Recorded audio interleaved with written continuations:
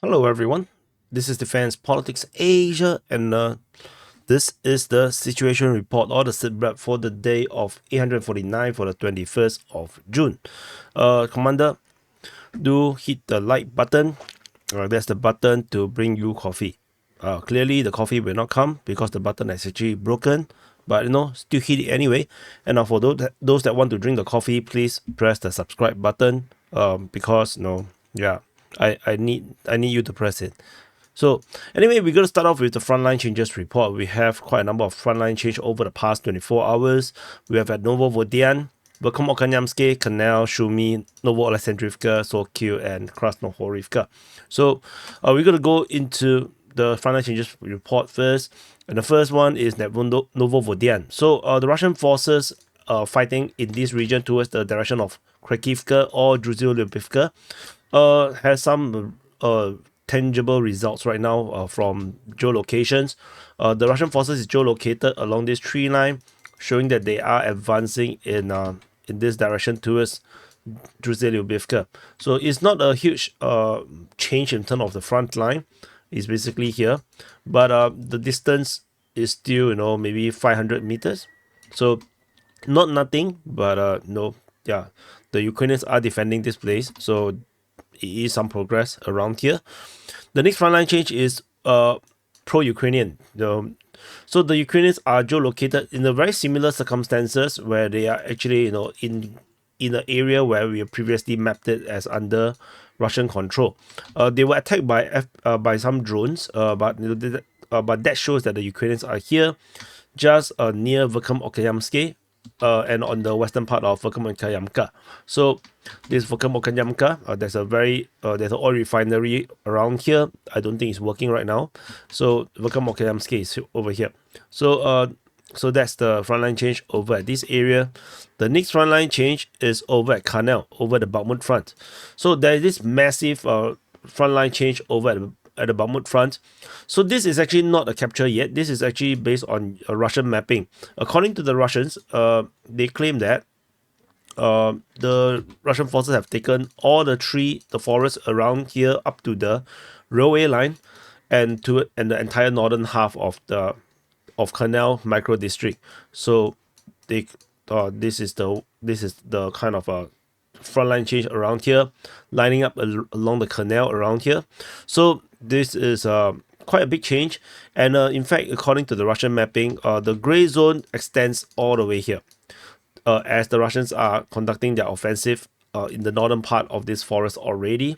So that's the current situation right now over at the canal. The next frontline change after this place, so I zoom out, you can actually see, this is Chasivya, Kalinina, the Bakhmut is over on the other side. So after this is at Shumi. So over this is particularly shocking, or not shocking. Over at the Torets offensive, the Russian forces have captured massive amount of grounds. This is based on Ukrainian mapping. Russian forces have penetrated a bit further into Pinishne, and they have also taken quite a number of heavy entrenchments around Shumi, and in fact effectively have conquered Shumi. Previously, if I'm not wrong, Shumi is under Russian control, and if I didn't remember wrongly, so the Ukrainians took over it, and the Russians have now retaken Shumi. So the front line is now pretty much around here.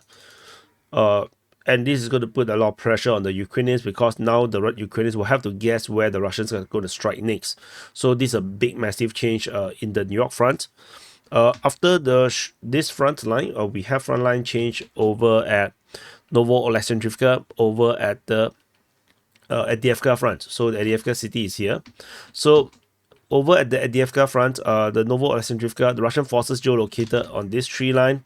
So continuing to invalidate Ukrainian claims around in this northeastern part of Novo Alexandrivka.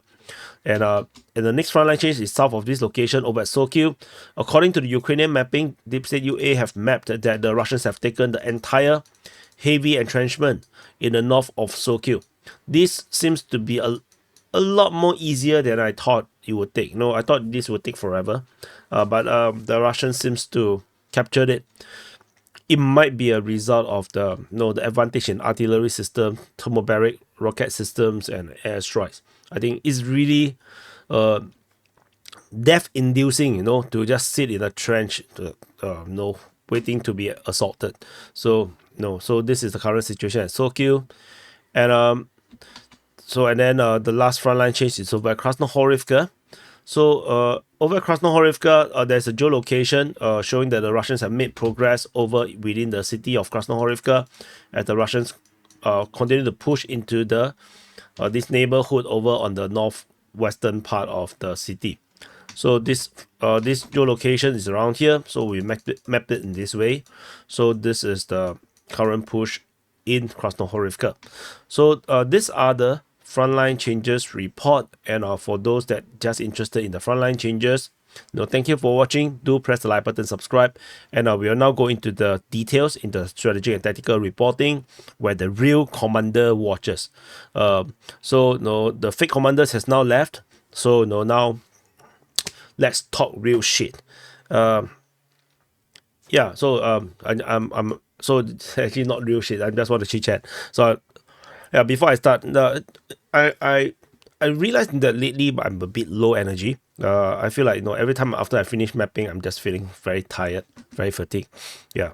So yeah, just some random notes. So we're going to go into the Kharkiv front. At the Kharkiv front, the fighting is still predominantly over at the Lipsy sector as well as the Voshchan sector. The Ukrainians are now on the counter again. So after the Russians tried to push Lipsy, this has fizzled out. We didn't have any reports about this anymore. Ukrainians are still attacking Klipoke. So this is still ongoing. So far, no success just yet. So this is the situation. And also, I yesterday mentioned about taking reports from two majors. I decided that I will use two majors as supplement to RIBA. So, whatever information that RIBA did not report that exists in the two majors SITREP, I'll put it in, because if I put it double the entry, I don't think it's very meaningful. So I just do it. I just going to use two majors as a supplement. Another 3000 kg the fat bomb has dropped in Lipsy, this time around further south over in the Flamil region. So of course I do not know. Yeah, they say 3000, that is 3000. So yeah, I think that it's a bit wasteful to use such a big bomb. But so that's all from the Lipsy sector. Over at the Voshchan sector, the Ukrainians are on the counter. We do not have reports of Russians attacking. The Russian Defense Ministry's report over the past 24 hours is actually a weekly sum up. So every this SITREP is always going to be a weekly sum up. They're going to sum up all the deep information across the entire week. As a result, there's no information to map from the Russian Defense Ministry. So yeah. So that's what it is. So there is a geolocation of Russian airstrike. I think this is the wrong color. Yeah, a Russian airstrike, a fat bomb was dropped at this position. I find it really scary that this is so near to their own troops. So maybe the southern part there is not much Russian troops. I'm not sure, but this is a very, very close bombing. So it just simply shows that the Ukrainians are still in this area, and that the previous rumor that the Russians have taken this entire peninsula is not true. It's not this does not exist because of the airstrike around here. So yeah, luckily I didn't map it in. So yeah, so this is the situation over at the Voshchan. So the battle, as you can see, over the Kharkiv front is very attritional. It's not the assault, not the kind of like a big kind of thing. Yeah, no, it's not a massive offensive kind of thing anymore. It's just a grinding operation right now. So that's all for the Kharkiv front. Over at the Kupiansk front, at the Kupiansk front, Russian forces are still on the offensive in this region. We're fighting reported at Sinkivka, over at Novoselivka, Stepova Novoselivka, over at Pischany, as well as Berestove. So these are the few directions. And there's a geolocation of airstrike and bombings over at these two locations at the two Pischany. There's one Pischany around here, another Pischany around here. So, very pishy. And so this is the current situation. further south from this area, at the Svetove front, the Russians are attacking at Stemakivka, as well as towards Kharkivka, Druzilubivka direction. Of course, the front line change, as I mentioned already, does indeed show that the Russians are pushing in this direction.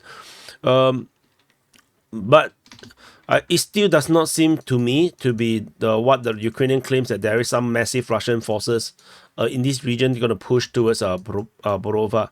I still don't think this is, no, I don't think this is real. I think, it's just diversion. There's also another strike reported east of Huboslavka, so not very important as well. Over at the Crimea front. At the Crimea front, can I fit everything in? Okay, I can't. So Russian forces are attacking at Nevsky, towards Novosadove, which is just north of Terny, as well as through the Serebryansky forestry. So that's all. So some of these geolocations are just merely some airstrikes or artillery strikes, which shows Ukrainian presence around the area, but that's about it. So generally, the usual, the usual. Over at the Sivers front, the Ukrainian Defense Ministry reported multiple attacks at Verkhovno-Okayamsky, Sperne, Vimka, as well as Rozdolivka. So this is a situation. Ukrainian forces geolocated west of Verkhovno-Okayamka. So that is interesting. That at least give us some frontline improvements. So usually the reports in the Sivers front always comes in the avalanche of information. So there will be nothing. Then suddenly huge frontline change. So that's what happened in the Sivers front.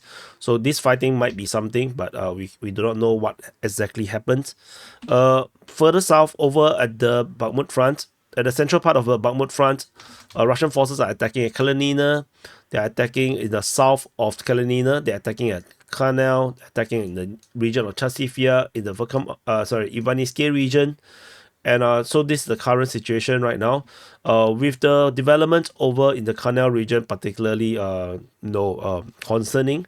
So according to Russian claims, as mentioned in the Frontline Changes report, the entire northern half of Kanel has been taken, and the Russian forces have pushed up all the way to the canal and into the forest. And according to the current reports coming from Ryba, they say that the fighting is now in the Orlov tract. So now this is the Orlovo tract, which is the entire area here. So the Russian forces are now pushing into this forest region. They are currently fighting in this forest right now. So, and likelihood that we probably going to see the Russians also might attack from the north. So this is the current situation. However, the situation at the Kalinina is very unclear, because despite that previously we have the geolocation of Russian forces over here, signifying there's a possibility that the Russians have firm control or at least presence in Kalinina. This cannot be confirmed because the forces over here, it was destroyed.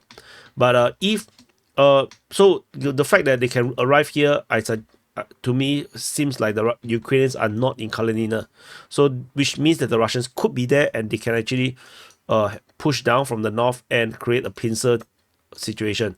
But I still feel that ultimately the Russians will at most go to the canal and they will not cross over. I don't think there is any meaning to cross over to the other side.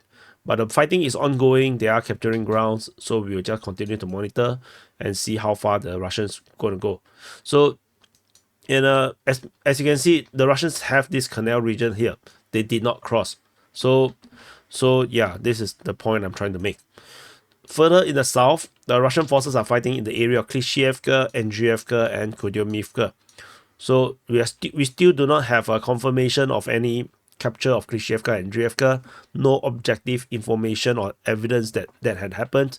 So this continues to be a mystery. So we move into the New York front.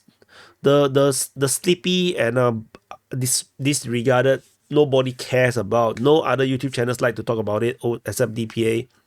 New York front has came alive, And according to the Ukrainian mapping, Deep State UA have declared Sumy is captured by the Russian forces.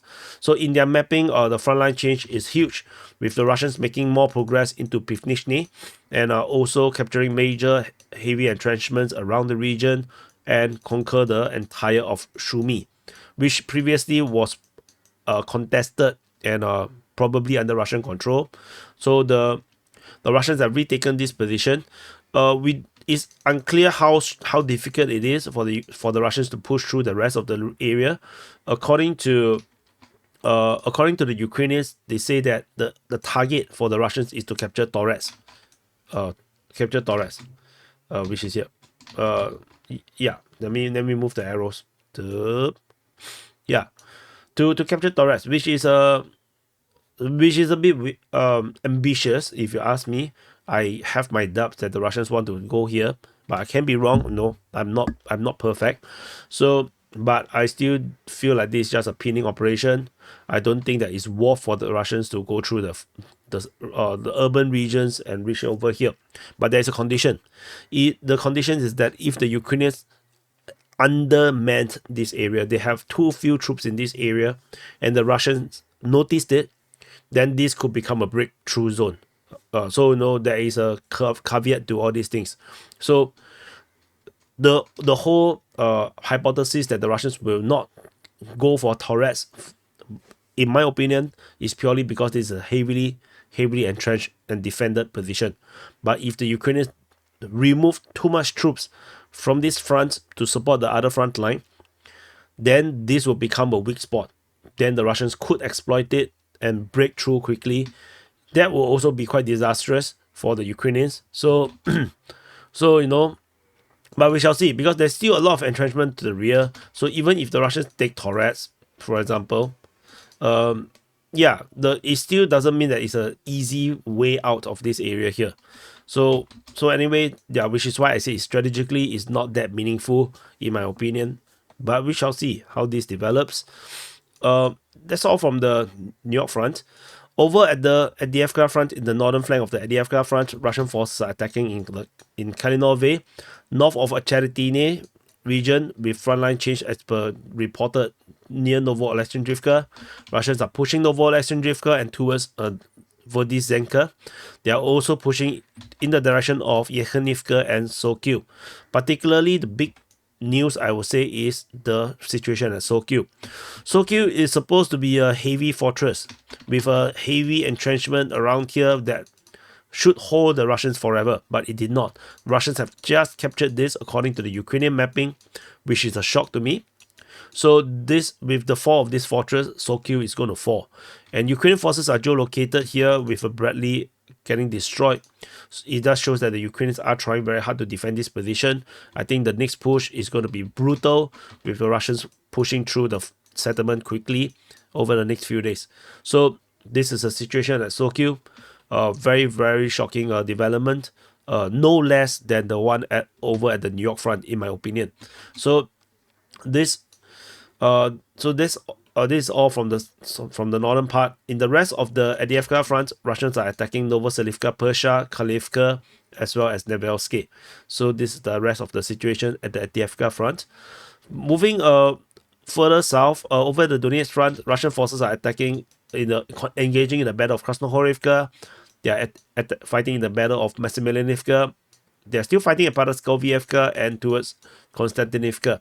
So, particularly, there is major news in Krasnohorivka, which is the geolocation, which shows that the Russians have penetrated into this residential area over in the northwestern part of the city. And this is, in my opinion, very bad, because we are constantly, every few days we are seeing the progress being made by the Russians in this area here. And of course, we cannot ignore that the Russians have previously claimed that they have hooked north. No, they have hooked into the north. And this push is bad. It will just push, means that the entire central part, the Ukrainians will be encircled, or they will have to eject from this area here. So there is real tactical repercussions of all these frontline change around here. So am I stuttering or am I stuttering? Over at the rest of the front, there is a helicopter guided missile strike over at Pricestivka. So that's all. Over at the Velika Novosilka sector, there is no more fighting being reported over the past 24 hours. All we have is geolocations of this FPV drone strike. This is a Ukrainian attack, and this is a Russian airstrike. So this shows the Ukrainians are counterattacking towards Staromayorsky. However, there is no reports of any fighting in this area, so the video footage that was geolocated is probably dated. And the airstrike at Uruzane is usual stuff, and of course the FPV drone strike at Starozevi just shows where the Ukrainians could be, where their launch point are. So their safe zone is probably up north over at Starozevi and Nekushny, and from here they actually drive through Makarivka and then go towards Staromayorsky. This is how they attack. So this is probably where the safe zone are, which is distance around 4-5 kilometers. Makes sense if you ask me. So they drive down, drop the soldiers, and then they can attack. However, the attack seems to have failed. The video footage is quite bad of Ukrainian forces getting destroyed in the north of Staromayorsky. So we shall continue to monitor the situation around here. And over at the Zaporizhia front, there is a few reports, all at Orikhiv sector, with Russian forces attacking Malatomashka, Novoporovska, and the Nesteryanka region. So this is the current situation at Orikhiv. So still very slow. I don't think this is something significant. And we move into the Kherson front. At the Kherson front, we have some confirmation from two majors. So two majors reported that, so yesterday we reported about the fighting north of Krinky. In today's report, they actually have a bit more information. They say that there is small arms battle in the floodplains. So opposite of Krinka and Kodachi Lahiri. So this confirms that it's indeed in the north. And he said that there's also fighting in the Antonovsky railway bridge, which is over here. So there's fighting around in this area here. So and then there's fighting in these two areas. So there is some clashes around here. So I'm not exactly sure how. Oh, is it Hank? No. So it's not exactly sure who is on the offensive. I marked it as Russian, but it could be Ukrainian as well. So Russians are pushing in this area, and probably trying to secure control over in the southern of the bank of the Dnipro River. So we shall see how this develops. Very, very interesting to have additional information from two majors. Raiba did not report about this, so this is pretty precious to know. So yeah, that's it. So this is the situation report, or the summary for the day of 849 for the 21st of June. I yesterday did a live stream on the main channel. It's a Q&A. We talk a lot about all sorts of things, particularly about China and South China Sea. So and Philippines, Indonesia, Southeast Asia in general, a lot about that. So we do check it out. I think it's an enjoyable stream. We chit chat, I answer questions, and yeah. So do subscribe if you are new to this channel. Especially if you watch to this point, I think that it's only fair that you press the subscribe button. It's free. It doesn't cause you pain. So yeah, support the channel, and I'll see you guys in the next update.